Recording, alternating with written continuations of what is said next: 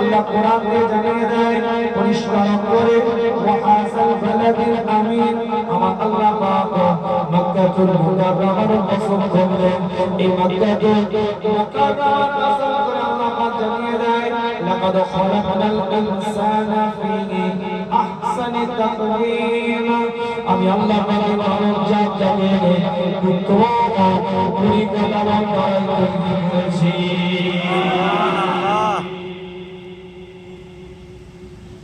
এক জায়গায় আল্লাহ বললেন কষ্টের মাধ্যমে তৈরি করেছি, আর এক জায়গায় আল্লাহ বলছেন পরিকল্পনা। আল্লাহ নবী মুহাম্মদুর রাসূলুল্লাহ সাল্লাল্লাহু আলাইহি ওয়াসাল্লাম সাহাবা হযরত হাবিব বিন যায়েদ রাদিয়াল্লাহু তাআলা চিন্তা করে একটা নৌকা দিয়ে কিভাবে কষ্টের সাথে মানব জাতিকে আল্লাহ পাক পরিকল্পনা সৃষ্টি করলেন। একটা তার নমুনা দিচ্ছি আপনাদের খেদমতে। আল্লাহ নবী সাহাবা হযরত হাবিব বিন যায়েদ রাদিয়াল্লাহু তাআলা আনহু ঈমানে কালমা পড়েছে, ওয়াহদানিয়াতে বিশ্বাস করেছে, রিসালাতের উপরে বিশ্বাস করেছে, একত্ববাদের উপরে বিশ্বাস করেছে, আখির নবী শেষ নবী খাতামান নবীয়িনের উপরে ঈমান নিয়ে এসেছে।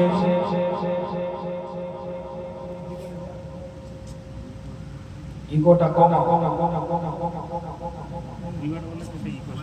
কিতাবটা বলে থাকে। আলোচনা আপনাদের খেদমতে, স্পষ্ট কথা আপনাদের খেদমতে হাবিব বিন যায়েদের আওয়াজ দিয়ে বলতে থাকে, তুমি ঈমানের কালমাটা ছেড়ে দাও, শরিয়তের কালমা, ইসলামের কালমা লা ইলাহা ইল্লাল্লাহ মুহাম্মাদুর রাসূলুল্লাহ সাল্লাল্লাহু আলাইহি ওয়াসাল্লাম, এই ঈমানের কালমা থেকে তোমরা নিজেদেরকে দূরে নিয়ে আসো। হাবিব বিন যায়েদ এক জায়গায় দাঁড়িয়ে আছে, স্টিক পয়েন্ট, হাতটা কেটে ফেলে দেওয়া হয়।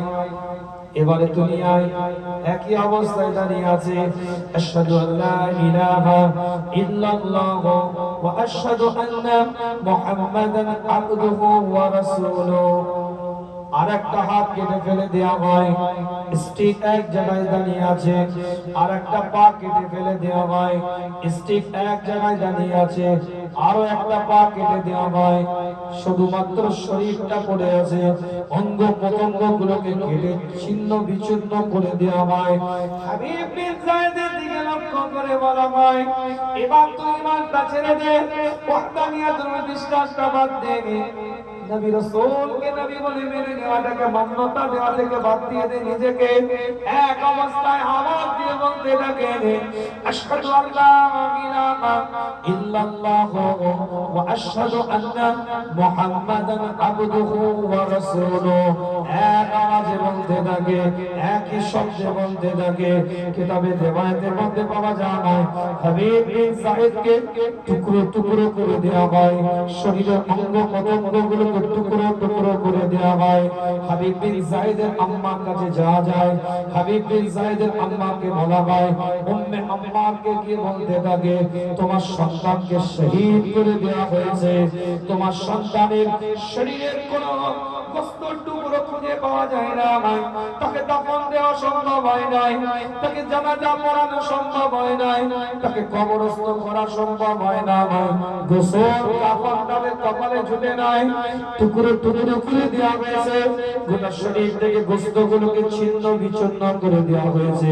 হাবিব বিন যায়েদের আম্মা জানা হযরত উম্মে আম্মামা সেদিন আওয়াজ দিয়ে চিৎকার দিয়ে বলেছিল, এই দিনটা দেখার জন্য আমি আমার বাচ্চাকে স্তনের দুধটা পান করেছি, স্তনের দুধটা পান করিয়েছিলাম এই দিনটা দেখার জন্য যে আমার বাচ্চা ঈমানের উপরে অটুট থাকবে, শরীর টুকরো টুকরো হয়ে যাবে, রাসূলুল্লাহর উপর থেকে ঈমান থেকে নিজেকে পৃথক করবে না।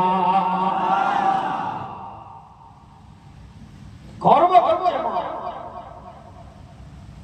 এই দিনটা দেখার জন্য আমি আমার বাচ্চাকে স্তনের দুধ খাইয়েছি। আজ আপনার আমার পরিবার আপনার আমার উপরে আক্ষেপ করে যে এই দিনটা দেখার জন্য তোকে মানুষ করেছিল।